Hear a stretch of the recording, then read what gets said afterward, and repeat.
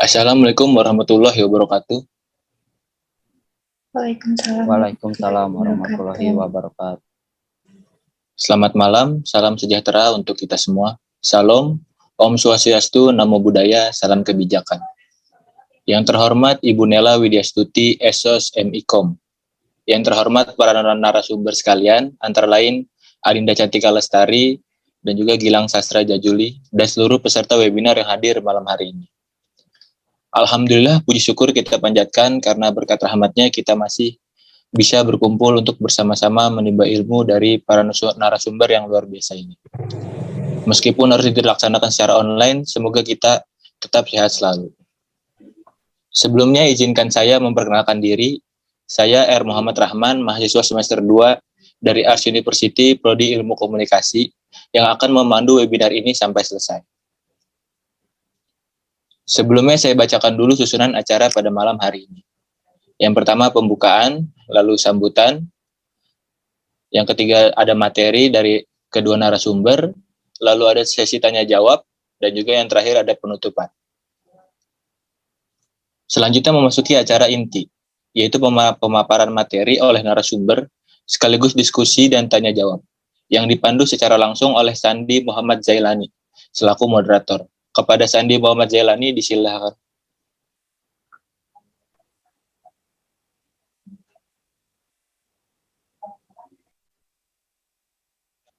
Oke, baik. Hadirin yang saya hormati, sebagaimana yang telah MC umumkan, webinar pada hari ini mengambil tema tentang eksistensi rupa, seni rupa murni di era sekarang. Nah, untuk itu, kita semua tentu sangat membutuhkan informasi sekaligus sebagai upaya menyamakan persepsi masing-masing. Nah, sebelum penyajian materi, izinkan sedikit pengantar terkait dengan materi yang akan disampaikan oleh penyaji. Nah, baik, untuk kedua pemateri, yaitu ada Dinda Cantika Lestari dari mahasiswa dari Institut Seni Indonesia Surakarta. Yang kedua ada Gilang Sastra Jajuli dari mahasiswa Ars University semester 2. Dan untuk pemateri kami persilakan.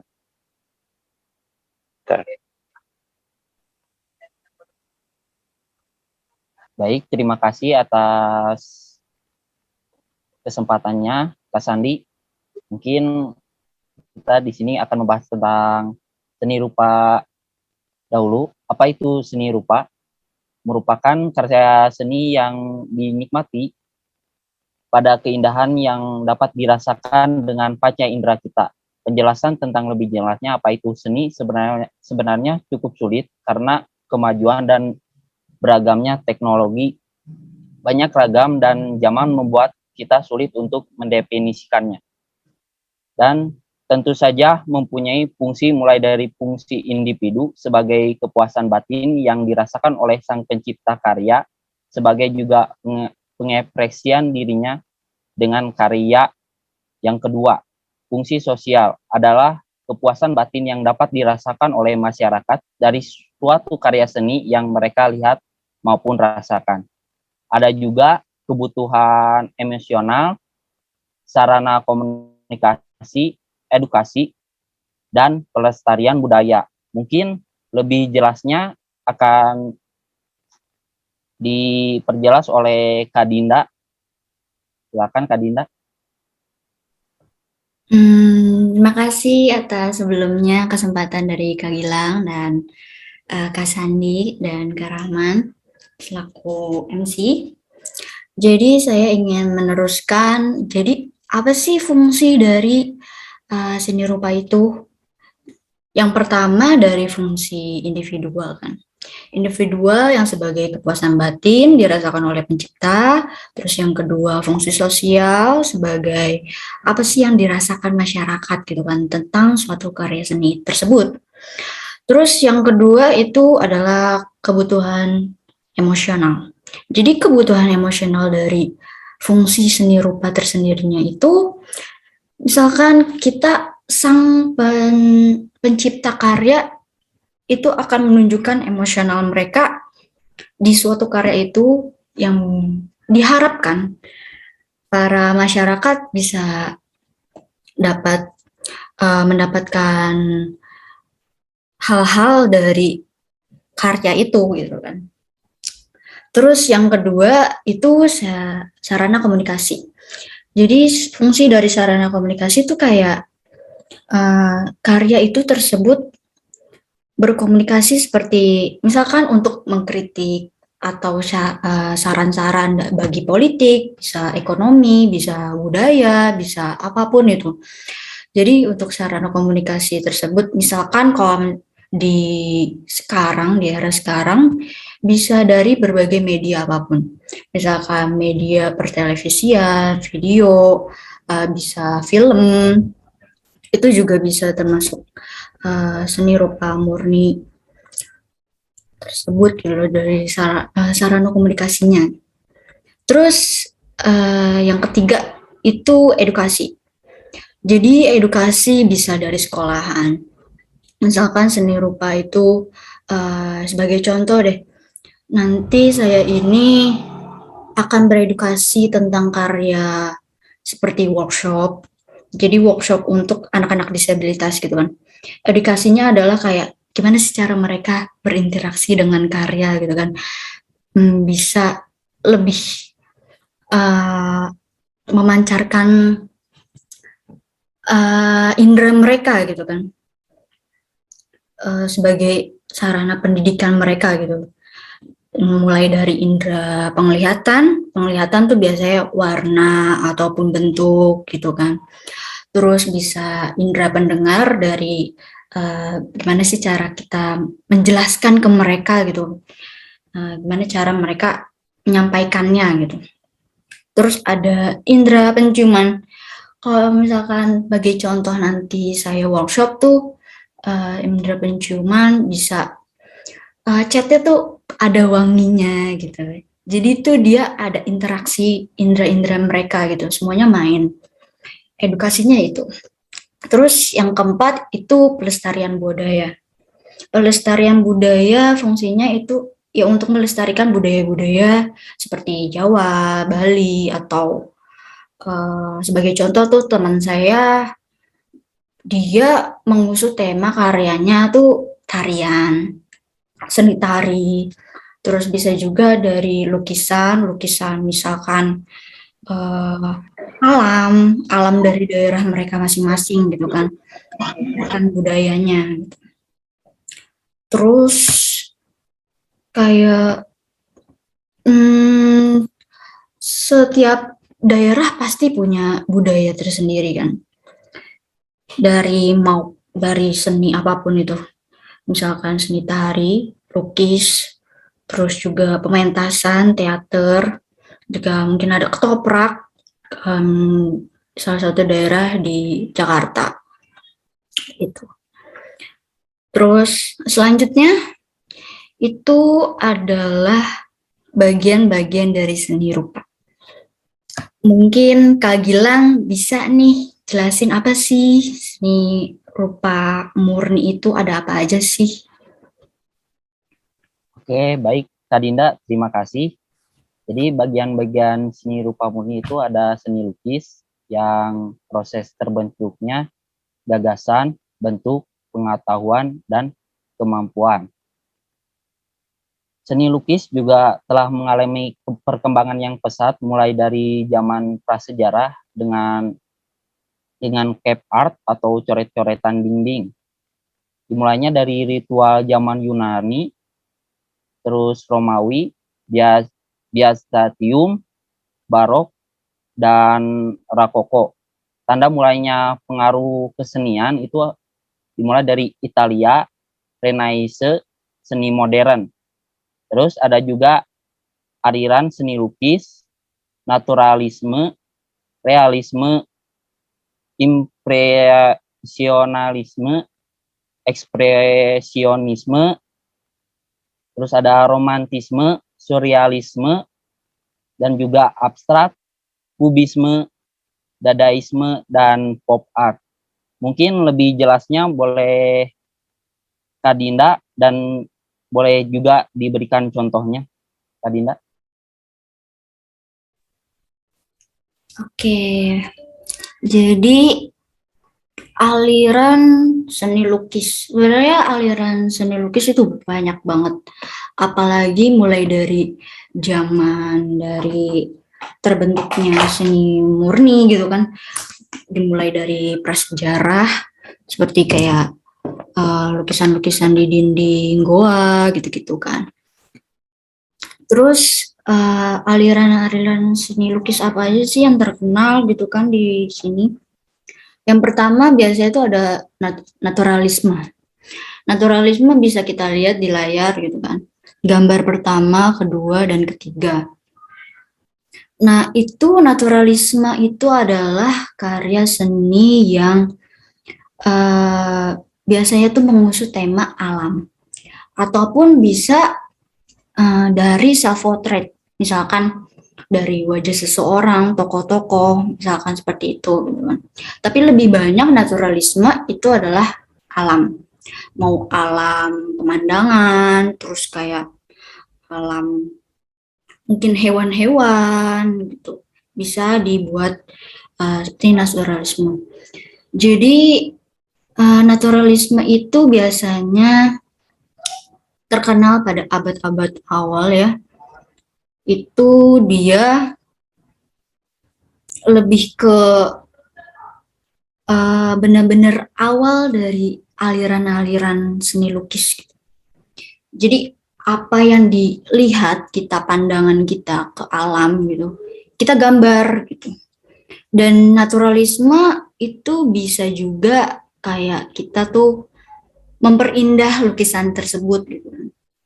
Misalkan cuman ada gunung atau sawah terus kayak pohon-pohon gitu, kita bisa menambahkan burung-burung, terus kayak mungkin ada di danaunya ada sesuatu gitu, walaupun saat kita lihat secara langsung itu nggak ada gitu kan, tapi kita bisa menambahkan itu karena naturalisme tuh bisa memperindah.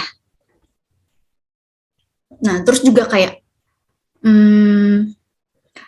kebanyakan teknik dari naturalisme tuh menggunakan cat akrilik ataupun oil, tapi bisa menggunakan media apapun sih. Kebanyakan juga oil pastel yang dipakai gitu kan. Dan mungkin kalau misalkan di era-era sekarang, naturalisme itu mungkin sudah sedikit orang yang minat untuk menggambarnya gitu. Karena mungkin pertama pemandangan alam itu nggak semua daerah ada. Misalkan contoh saya kan dari Bekasi nih. Bekasi mungkin apa sih pemandangan alamnya gitu kan. Mungkin udah nggak ada gitu. Jadi minat orang-orang di daerah sana juga belum ada gitu. Kalau di Bandung kan mungkin enak kan. Ada pemandangan gunungnya gitu. Jadi kita bisa menghasilkan gambar tersebut secara langsung gitu. Dan pemandangan alam naturalisme itu enggak semuanya di gunung juga. Bisa pantai, bisa mungkin tebing-tebing gitu kan. Jadi enggak harus gunung. Walaupun yang bisa kita lihat contoh-contoh dari foto-foto tersebut ini gunung doang gitu kan. Tapi mah bebas. Terus selanjutnya itu boleh selanjutnya realisme. Realisme itu adalah aliran seni yang menekankan peristiwa keseharian maupun apa adanya gitu. Kalau misalkan lebih dipersingkat sih, realisme itu gambar yang apa adanya. Nggak jauh beda dengan naturalisme sebenarnya. Walaupun agak sulit gitu kita untuk membandingkannya gitu. Karena mereka tuh sama-sama digambar dengan langsung, sama-sama digambar dengan sedetail mungkin gitu kan, apa adanya. Tapi realisme itu sangat lebih ke benar-benar apa adanya. Misalkan di contoh karya tersebut ini, kalau nggak salah itu namanya Claude Monet, kalau salah ya. Jadi ini kalau realismenya, ini bisa kita lihat ada 2 ibu dan 1 anak yang sedang bekerja di tumpukan jerami. Itu bisa kita lihat kayak orangnya ada, terus latar belakangnya juga ada gitu. Jadi digambar apapun adanya. Misalkan belakangnya ada gunung-gunung atau ada kota perkotaan gitu, digambar gitu. Jadi tidak bisa diperindah juga gitu. Mau bajunya lusuh, mau bajunya bagus, tetap digambar. Karena itu realisme yang apa adanya. Biasanya teknik-teknik yang digunain juga sama seperti naturalisme gitu. Naturalisme pakai oil, pakai akrilik. Kalau misalkan pakai oil tuh bisa lebih gampang sih realisme, karena kan kita harus menyatukan warna-warna kan. Apalagi untuk pewarnaan sedetail ini tuh kita harus membutuhkan waktu yang banyak, bisa mungkin seminggu atau sebulan gitu. Nah, kenapa kita lebih memilih untuk pakai oil? Karena oil itu sifatnya tuh lama gitu. Jadi nggak cepat kering dari dia gitu. Jadi kita masih bisa untuk ngeblend di kanvas tuh, kita masih bisa ngeblendnya. Walaupun udah beberapa hari, yang penting belum kering aja gitu. Karena sebenarnya keringnya oil pastel juga lama juga gitu. Kayak contoh saya juga, itu saya pernah pakai oil, mungkin bisa sebulan baru kering. Itu sih. Terus aliran selanjutnya, boleh Kak Sandi di selanjutnya. Nah, impresionisme. Impresionisme itu dikenal sebagai karya yang hanya mengimpresi dari objek-objek itu. Misalkan dari contoh perahu dan bangunan ini. Sebenarnya kalau kita lihat lebih detail, lebih dekat, itu tuh garisnya tuh nggak sedetail realis atau enggak naturalis. Jadi cuma impresi dari objeknya gitu. Misalkan objeknya bentuknya segitu, kita ya udah buatnya gitu aja gitu. Jadi benar-benar kayak secepat-cepatnya gitu. Itu impresionisme dikenal oleh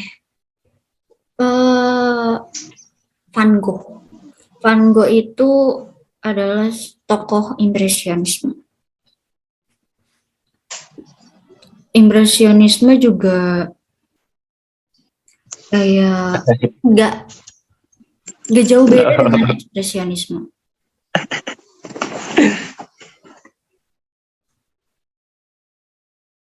Kalau kita lihat ini sebelah kanan dan kiri itu adalah karya terbaru. Kemarin saya main-main ke pameran Taman Budaya Surakarta ya.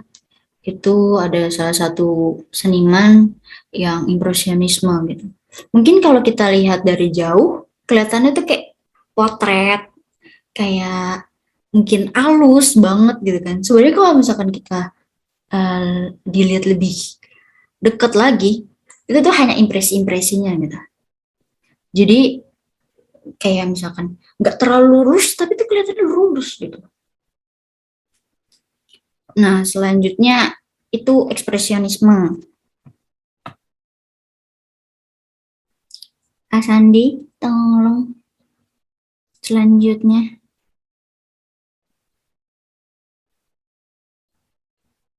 Nah, ekspresionisme itu adalah aliran seni rupa yang menggunakan menggunakan ekspresi gitu, perasaan dari penciptanya.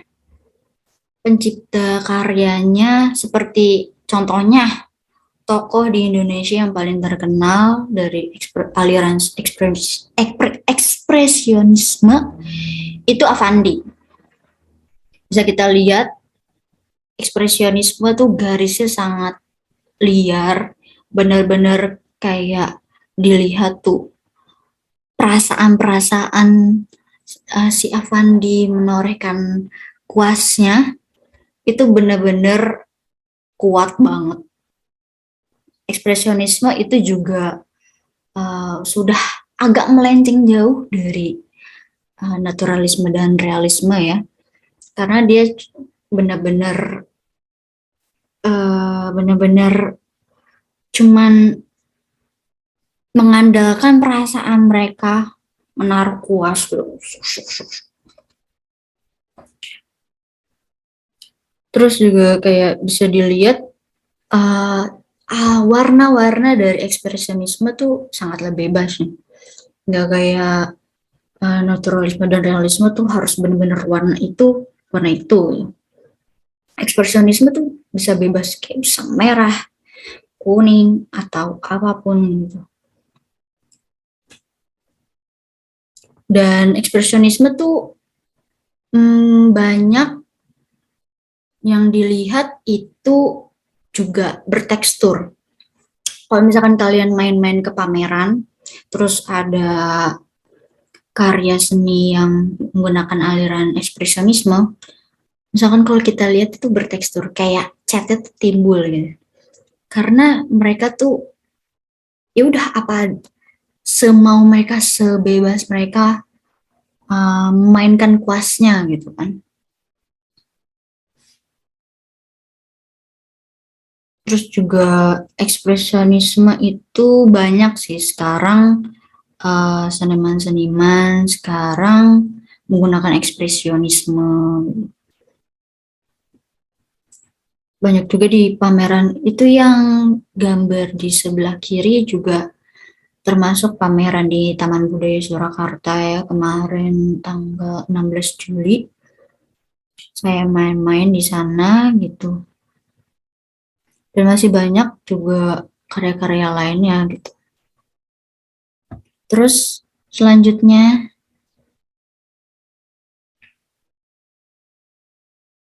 ada aliran seni lukis romantisme. Romantisme tuh aliran yang mendepankan unsur emosi dan unsur suasana sekitarnya gitu. Lebih menceritakan kejadian. Misalkan salah satu contohnya adalah lukisan Raden Saleh ini, judulnya Penangkapan Pangeran Diponegoro.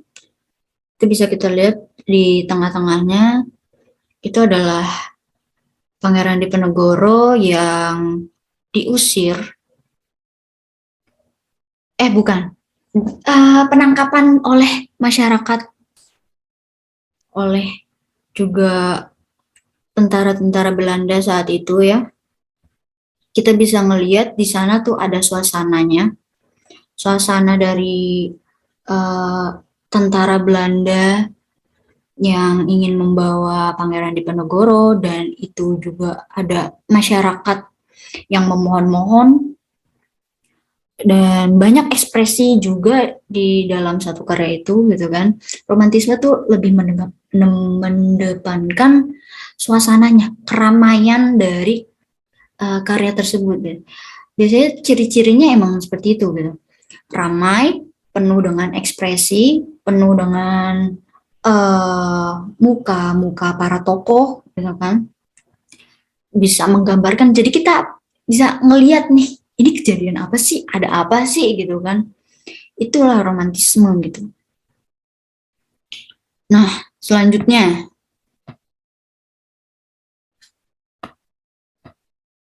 surrealis.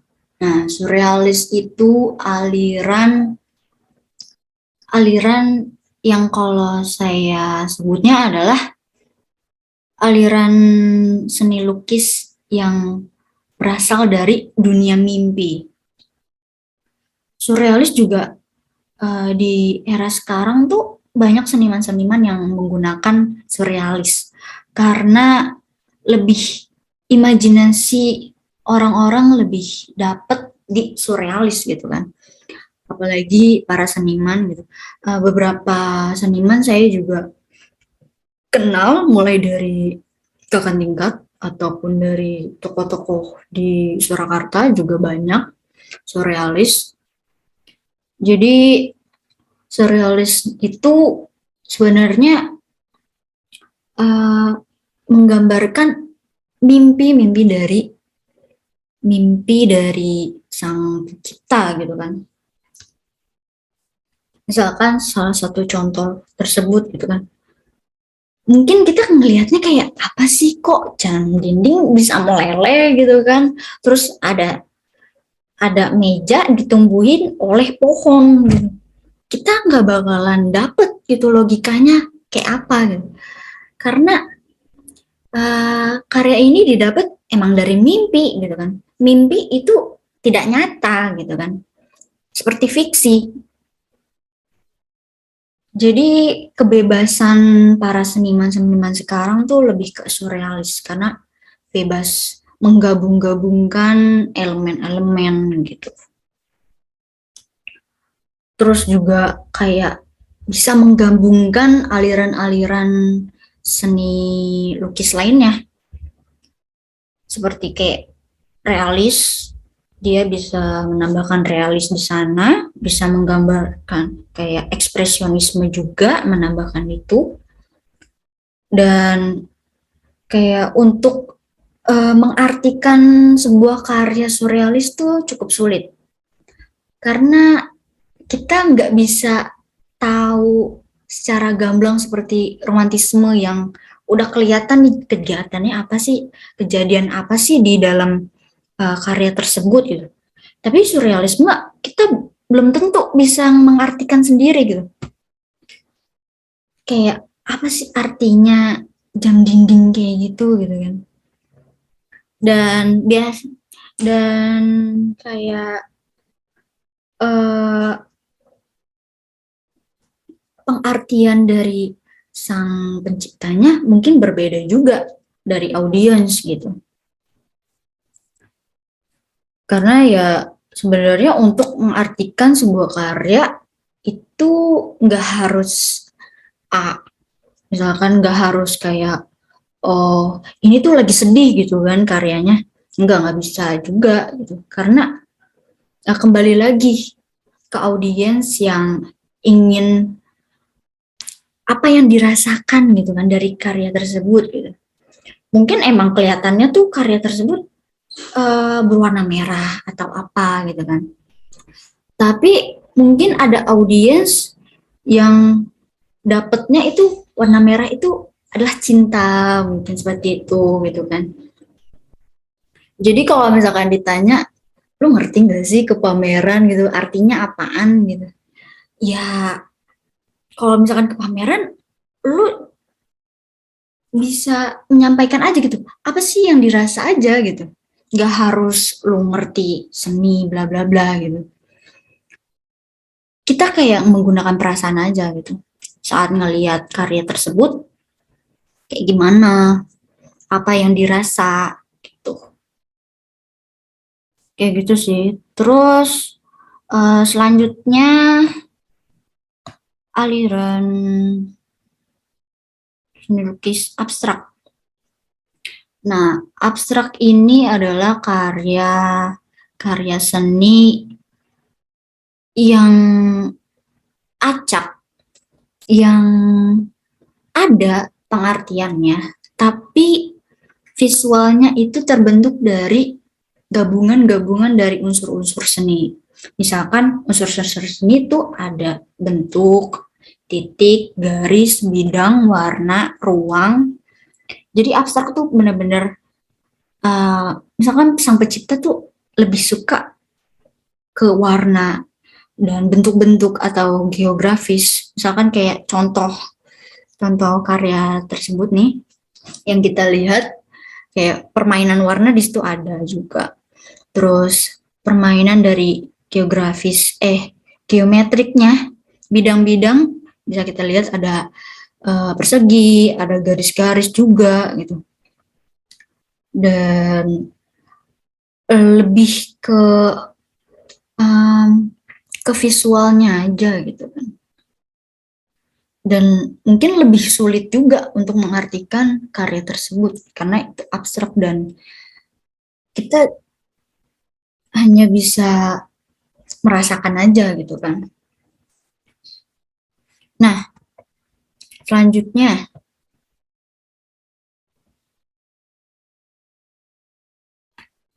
aliran kubisme. Nah, aliran kubisme ini ada saat abad-abad zaman-zaman modern, seperti abad 19, 20 lebih ke atas. Kubisme ini karya seninya adalah gabungan pecahan-pecahan dari bidang-bidang visualnya gitu. Seperti warnanya gitu kan.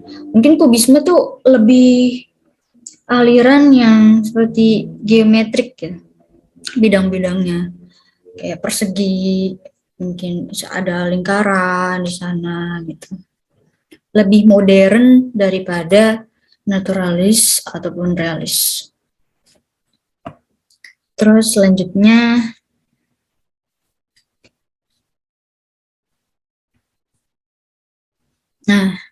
Dadaisme.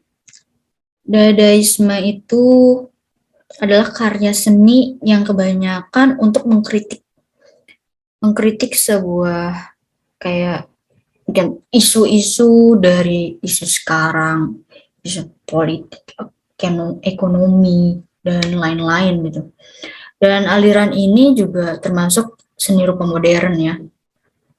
Berbeda dengan naturalis, realis, dan yang lain-lain, ini lebih ke penggabungan karya seninya gitu. Dan populernya tuh sekarang adalah lebih ke desain. Kayak penggabungan kolase-kolase dari majalah-majalah ataupun dari gambar-gambar yang terkenal gitu kan. Mengkritik hal tersebut gitu. Dijadikan satu dirusak gitu rasanya tuh. Terus selanjutnya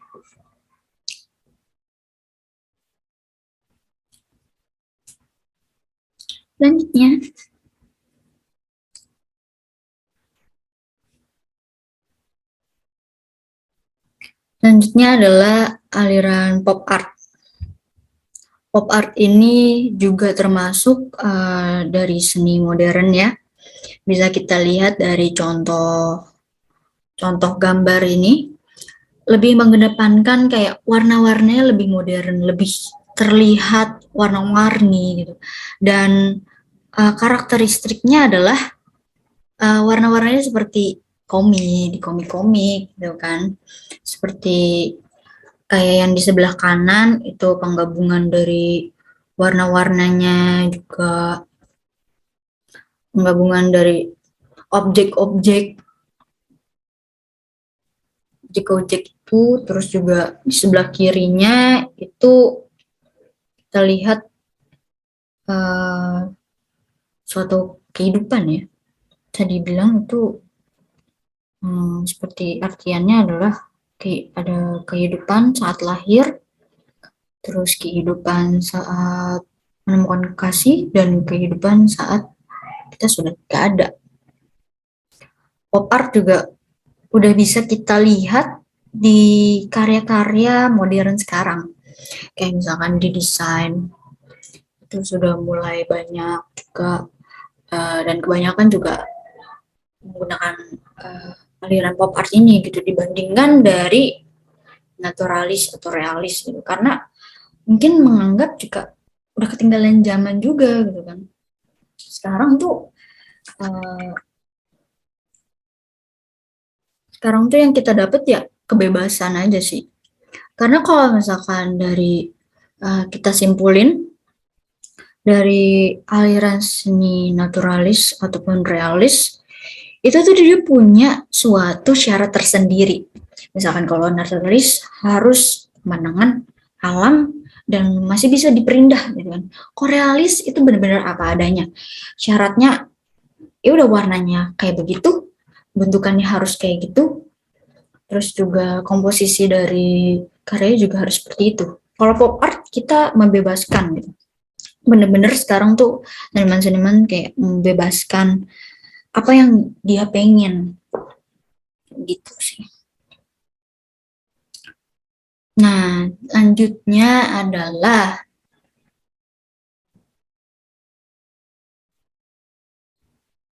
seni grafis. Bisa Kak Gilang yang jelasin nih, apa sih itu seni grafis, Kak?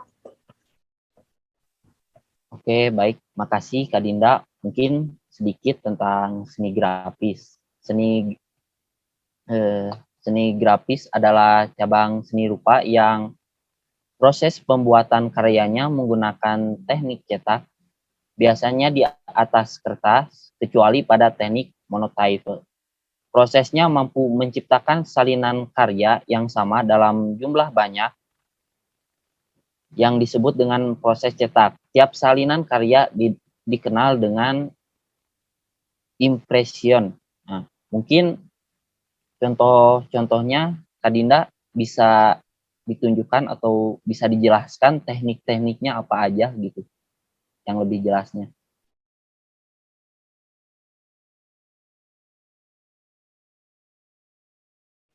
Nah, baik. Jadi sekarang itu kita masuk dalam bagian seni rupa grafis. Jadi seni rupa grafis adalah sebenarnya adalah teknik cetak. Nah, salah satunya adalah teknik cukil.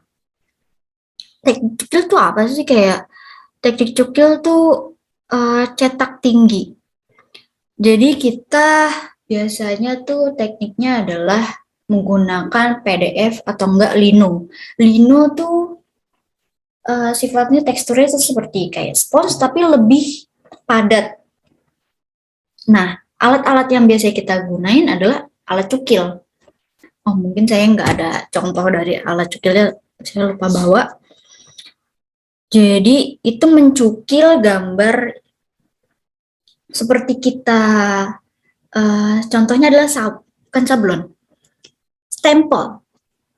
Salah satu contoh sekarang itu teknik cukil adalah stempel. Maksudnya teknik cetak tinggi. Itu adalah stempel. Kalau misalkan di grafis itu lebih ke tradisionalnya ya, kalau misalkan seni murni itu. Jadi kalau misalkan teknik cukil, kita mencukil, membuat pola dari yang kita sketsa, itu kan. Terus sketsa, terus dicukil, dicongkel-congkel dari alatnya, gitu kan. Terus nanti dapat gambar dari cukilan itu. Nanti tuh teksturnya tuh kayak seperti dia tuh timbul, terus dan ada lekukannya gitu kan. Nah, biasanya setelah itu kita ngecat, bukan ngecat, untuk proses pewarnaan maksudnya. Proses pewarnaannya adalah seperti kayak menggiling. Jadi itu ada namanya cat apa saya lupa itu ya. Terus cat itu kita giling di cukilannya, di papannya itu. Terus nanti kita disediakan kertas. Terus nanti ditimpa oleh papan tersebut. Terus ditekan-tekan semuanya biar bisa dicetak, bisa kecetak hasil yang kita pengen gitu kan. Nah, jadi gitu. Nah, contohnya adalah ini. Ini teknik cukil dua warna ya. Ada yang monokrom, multicolor, ini multicolor. Karena ada warna kuning, warna hitam, terus juga ada warna putih tersebut. Ini adalah karya teman saya. Namanya adalah Zoa. Dia juga jurusan grafis ya. Dia emang hebat dalam grafis. Dia punya beberapa karya sebenarnya. Dan teknik-teknik di grafis tuh ada banyak. Ada teknik cetak timbul juga. Cetak timbul itu kebalikan dari cetak tinggi ya. Terus juga ada sablon, biasanya kalau misalkan di grafis tuh ada sablon juga gitu. Nah, selanjutnya.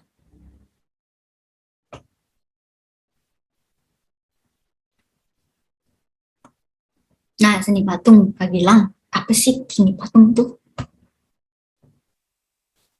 Mungkin seni patung itu karya seni rupa 3D dengan menggunakan namanya bahan tanah liat, batu, kayu, gips, semen, silver, logam, dan lain-lain. Tekniknya itu ada teknik busir, teknik pahat, dan ukir. Mungkin segitu aja. Mungkin contohnya bisa lebih diperjelas, Kak Dinda. Boleh. Jadi tadi yang Kak Gilang bilang teknik-tekniknya adalah pertama teknik busir, terus teknik pahat atau ukir. Kalau teknik pahat dan ukir tuh biasanya yang kita lihat adalah kayu-kayu yang dipahat, diukir gitu kan. Dari kayu yang kosong gitu, diukir menggunakan alat khusus, dipahat, membentuk suatu objek, gitu. Misalkan dari muka seseorang ataupun karakter-karakter dari tersebut gitu. Terus ada teknik cetak.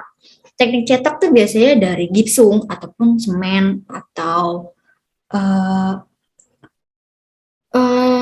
cairan-cairan tertentu juga gitu kan. Kalau misalkan teknik cetak tuh biasanya udah ada cetakannya. Misalkan kita mau bikin sebuah karakter nih. Karakter apa contohnya? Karakter Doraemon. Nah, kita tuh udah membuat cetakannya. Cetakan Doraemon depan belakang. Jadi kita tinggal isi semen ataupun isi apa. Nanti kita tunggu dia kering. Nah, itu. Terus baru dikletek dan diwarnain dan di glaze. Di glaze itu pengecatan mengkilap ya. Itu. Dan teknik cetak itu biasanya teknik yang instan ya. Daripada teknik-teknik lainnya seperti pahat yang harus kayak dimulai dari awal sampai benar-benar kebentuk gitu kan. Terus juga pengerjaan waktunya juga relatif lebih cepat sih kalau teknik cetak itu. Terus juga bisa kita lihat nih, ini ada di, kalau nggak salah adalah Galeri Tumurun. Ini di Surakarta juga. Ini juga salah satu seni patung. Dan ini karya ini tuh cukup besar. Dan mungkin tekniknya saya kurang tahu ya. Mungkin bisa jadi dari semen ataupun dari bahan lain gitu. Dan kalau misalnya seni patung tuh nggak melulu untuk kayak bentuk badan manusia gitu-gitu, nggak. Bisa karakter dan lain-lain juga gitu. Itu sih. Nah, selanjutnya mungkin masih ada lagi Kak Sandi. Nah, sebelum ke materi selanjutnya nih, mungkin Kak Dinda bisa menjelaskan nih ini tuh jenisnya apa gitu. Terus dari gambar-gambar ini tuh ada artinya gak sih, kan ini adalah salah satu karya-karya Kak Dinda gitu teman-teman, yang pernah dipamerin pameran seni di Surakarta gitu kan, keren juga gitu kan. Nah, gimana nih Kak Dina? Silahkan. Iya, boleh terima kasih ya, Kak Sandi. Jadi, saya juga pernah mengikuti pameran. Salah satunya karyanya adalah yang sebelah kanan. Sebelah kanan ini pameran yang terbaru ya, Hope. Itu pameran angkatan saya gitu kan. Jadi, menurut saya karya saya yang sebelah kanan, yang pertama dulu ya, yang sebelah kanan itu alirannya adalah naturalis self portrait. Jadi ini tuh karya ini adalah seseorang. Jadi dia itu adalah orang yang selalu menemani saya. Jadi kayak saya membuat lukisan ini juga menggunakan perasaan walaupun kayak kelihatannya cuma orang doang gitu. Tapi saya menggunakan perasaan saya untuk gambar ini gitu. Karena benar-benar berarti orang ini gitu kan. Pembuatan dari karya saya ini terbilang cukup lumayan lama sih. Seminggu saya buat ini terus menggunakan akrilik. Nah, dan saya juga banyak kesulitan juga nih saat proses gambarnya, karena sejujur saja saya tuh pertama kalinya untuk membuat di kanvas dengan cat akrilik. Dan cat akrilik itu cukup sulit ya, karena dia cepat kering gitu. Dan nggak bisa dicairin lagi. Gitu. Apalagi saya tuh kesulitan pada warna kulitnya. Karena warna kulit tuh cukup beresiko dan benar-benar beda-beda kan tiap orang gitu. Kayak gitu sih. Terus yang kedua, karya saya ini adalah pagoda. Pagoda ini lebih ke naturalisme ya. Pagoda ini saya kalau nggak salah itu bangunan yang ada di kampus. Jadi bangunan di kampus ini kayak entah itu sebuah monumen di kampus atau apa gitu. Saya juga bingung gitu karena ini juga naturalis dia mengedepankan lebih ke alam ya. Terus juga saya memperindah dari warna-warnanya juga saya memperindahnya gitu. Terus yang ketiga ini adalah teknik grafis. Ini dari bagian seni rupa grafis kan. Kalau grafis ini saya menggunakan teknik cetak tinggi. Nah, arti dari karya saya ini sebenarnya sih nggak ada artinya ya. Saya cuman asal gambar aja gitu kan. Seseorang yang punya sayap, punya tanduk bersinar gitu. Ya udah saya cuman ingin menggambar aja gitu. Kayak gitu aja sih. Itu mungkin penjelasan sedikit tentang karya saya. 3 karya saya ya, mungkin sebenarnya banyak. Tapi ya cuman ditunjukin cuman ada 3 gitu. Kak Andi, boleh dilanjut? Oke, baik Kak Dinda. Sebelum ke sesi tanya jawab, saya pengen nanya dulu nih gitu kan. Tadi ada, kalau misal ada gak sih mungkin di zaman sekarang gitu atau mungkin dari dulu juga ada dari jenis-jenis aliran-aliran seni lukis itu ada yang dikombinasikan gak sih, misal dari jenis dadaisme sama pop art gitu, mungkin gak sih bisa dikombinasikan gitu kalau dari seni lukis? Itu Kak. Oke, makasih Kak Sandi buat pertanyaannya. Jadi bisa nggak sih menyatukan aliran-alirannya kan? Misalkan kayak dadaisme atau bagaimana gitu. Sebenarnya bisa. Dan itu masuk ke ranah kontemporer.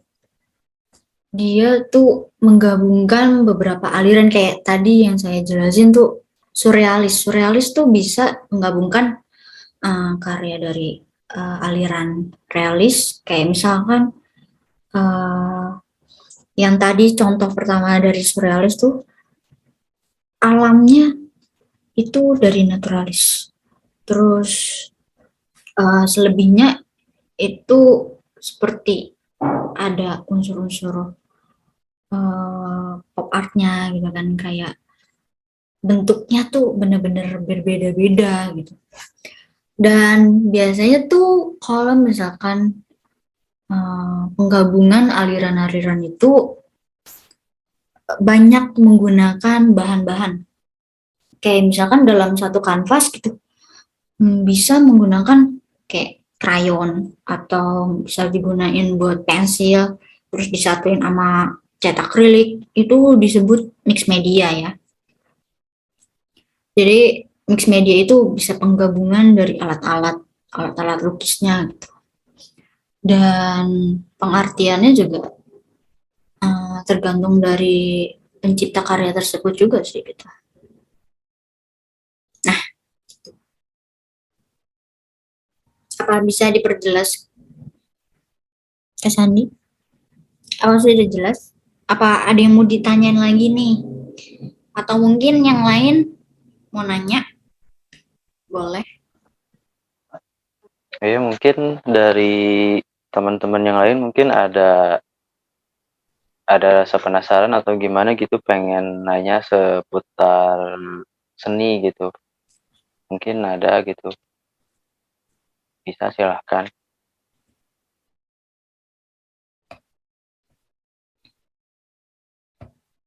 Nah, ada nih yang nanya di chat. Coba Kak Sandi dibacain dulu dong.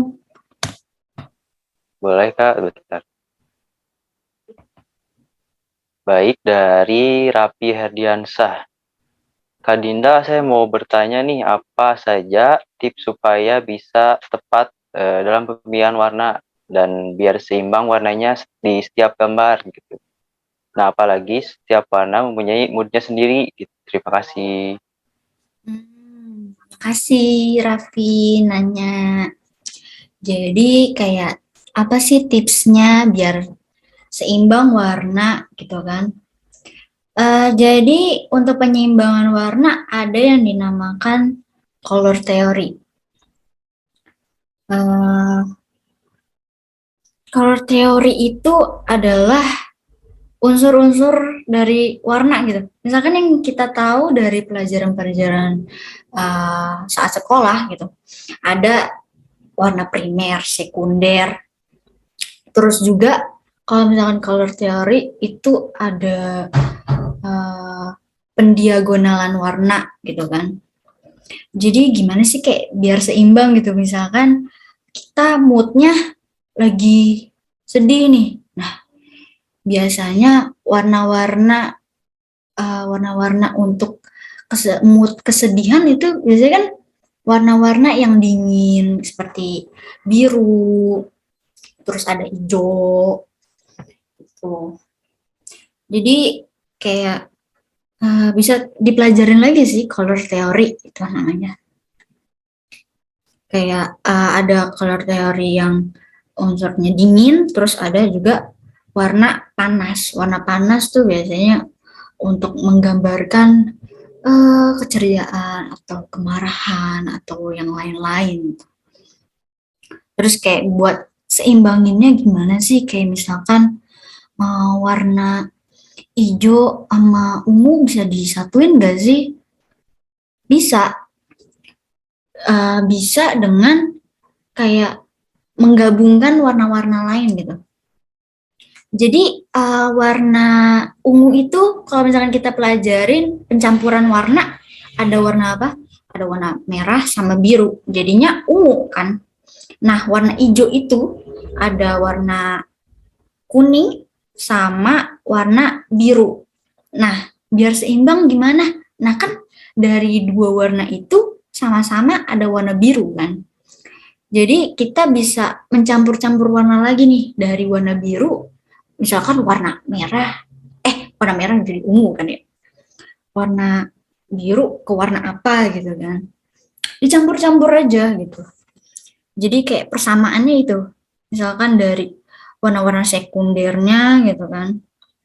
Warna-warna premiernya, primer gitu. Mungkin Raffi jelas? Apa mungkin ada yang mau ditanyain lagi gitu kan? Ya mungkin dari Kak, oh ya. Baik Kak, terima kasih. Oh ya jelas katanya Kak. Oke, mungkin dari teman-teman yang lain ada pertanyaan lagi gitu. Oh ya, ada Senaka ini dari chat.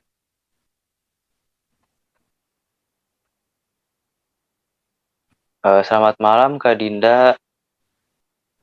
Bentar. Namanya itu Ferdiansah dari S1 Ilmu Keperawatan dari kampus kita ternyata. Nah, kalau mural itu dia alirannya sama dengan Dadaisme. Apa ada aliran karya seni tersendiri? Terus perbedaan sendiri dengan graffiti itu apa Kak? Gitu katanya.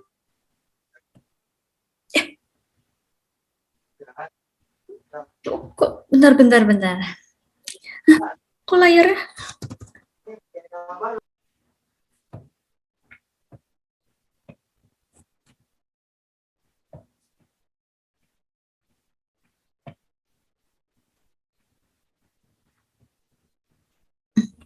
Maaf. Ada suatu masalah ya. Nah, tadi apa? Tadi yang nanya siapa namanya? Ferdi Kak, Ferdiansah. Oh, Ferdi. Ya. Aliran mural itu dia alirannya sama dengan Dadaisme, apa ada aliran karya sendiri, terus perbedaan sendiri dengan graffiti apa? Nah, mungkin pengetahuan saya tentang mural dan graffiti itu nggak begitu banyak ya. Tapi setahu saya mural dan graffiti itu berbeda gitu. Kalau mural biasanya lukisan yang ada di suatu media yang besar, kayak seperti dinding atau dimanapun gitu kan, yang besar seperti dinding gitu. Dan itu alirannya mungkin lebih ke seni murni modern ya. Karena kalau misalkan termasuk dari naturalis dan realis tuh lebih ke ya media dari kanvas gitu-gitu sih. Terus kayak perbedaannya dengan graffiti biasanya lebih ke gambar-gambar yang seperti tipografi. Dan tipografi itu sebenarnya bukan, lebih ke tulisan-tulisan. Dan juga medianya kebanyakan graffiti juga di dinding juga gitu kan. Tapi menurut saya mural dan graffiti itu ada perbedaannya juga jadi kayak mural itu bisa menggambar apapun, tapi graffiti lebih ke tulisan-tulisan seperti itulah gitu. Jadi gitu. Apa Ferdiansyah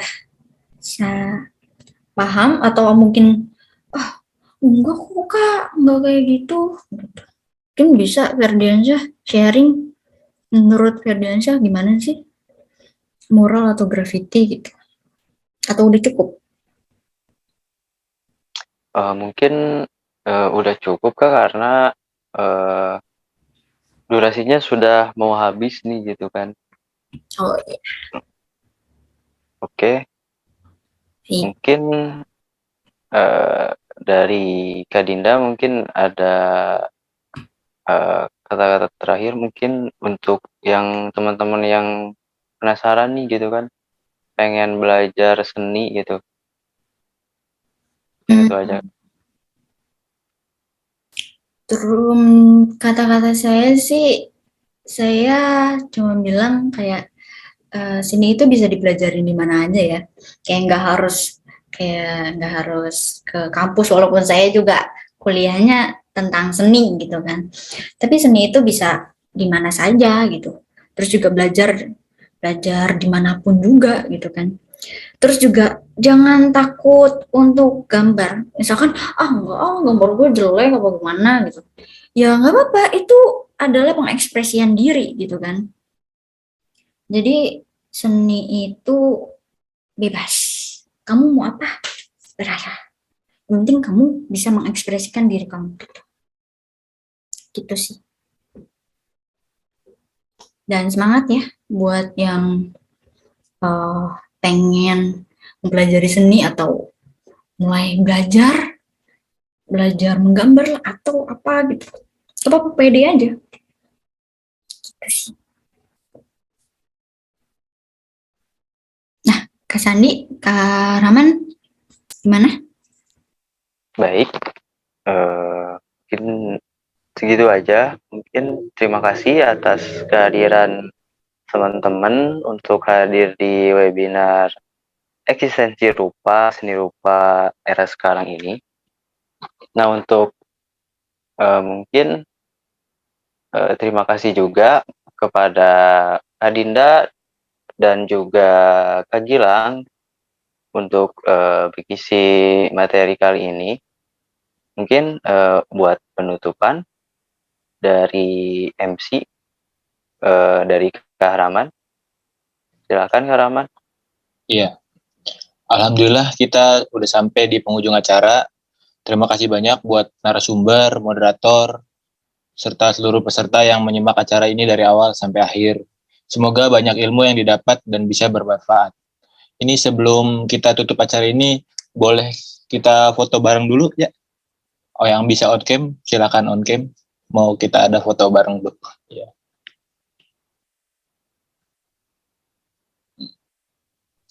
Aku Gitu, Kak. hitung aja ya Kak Iya. Rahman, aku hitung ya. Oke. 1, 2, 3. Ya. Satu kali lagi. Sekali lagi ya, pakai gaya mungkin kali ya. Oke. 1, 2, 3. Ya, terima kasih. Ya, terima kasih untuk semua yang udah hadir malam ini.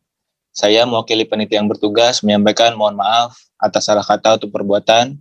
Akhir kata terima kasih dan wassalamualaikum warahmatullahi wabarakatuh.